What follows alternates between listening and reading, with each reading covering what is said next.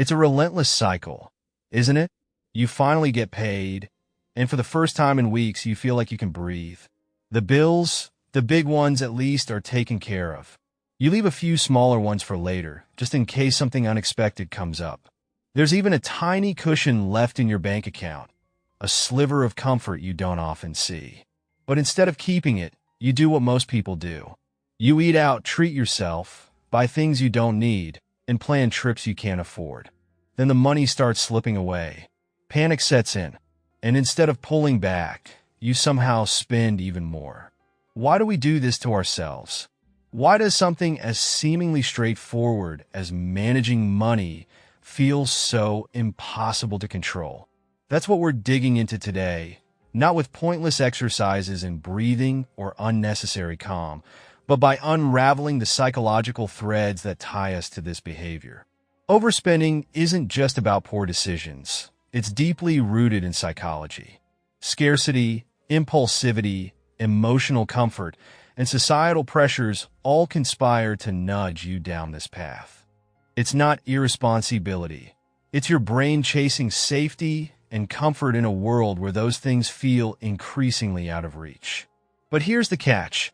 We're conditioned to believe that comfort comes from more stuff, more abundance.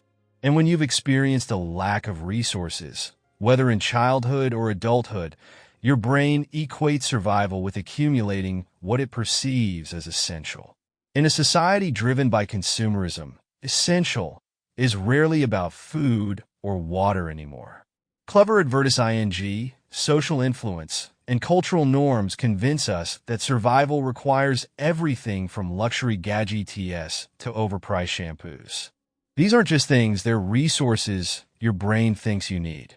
Add to that the dopamine rush that comes with acquiring something new, and the cycle starts to make sense.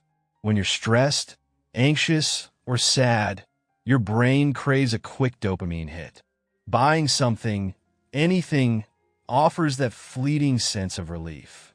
A burger, a new pair of shoes, or even a shiny trinket, it doesn't matter what it is as long as it distracts you from the discomfort.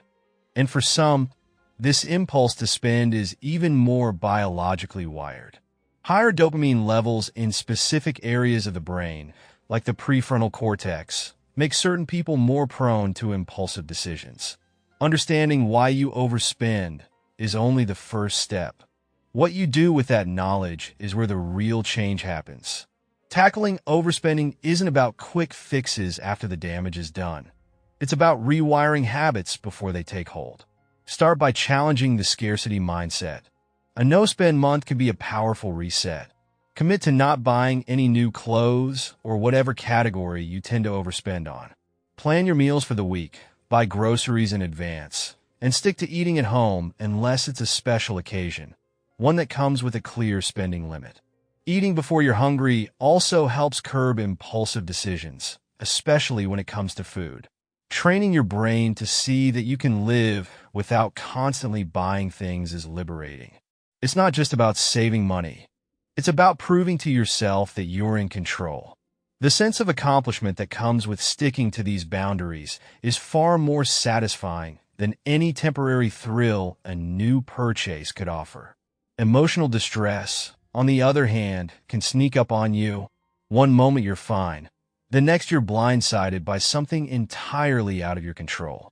This is where a daily gratitude practice can make a difference. Writing down even one thing you're grateful for each morning can shift your perspective throughout the day. It's easier to hold on to positivity when negativity strikes. Creating a financial vision board can also help anchor you. Having a visual reminder of your goals keeps you focused when you're tempted to stray.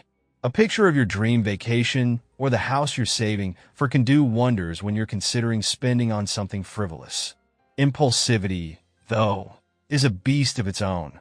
It's that voice in your head saying, "Get this now." The key isn't to fight it endlessly, it's to delay it. If you still want something after 48 hours, revisit the decision. This red light approach lets you pause without the stress of denying yourself entirely. The financial gap between the rich and poor is wide, and it's frustrating to feel like you're endlessly working just to stay afloat. But overspending isn't the answer. You're not sticking it to the system by indulging in temporary comforts. You're only digging yourself deeper. Take back control. You deserve to be riding the waves of life, not drowning beneath them.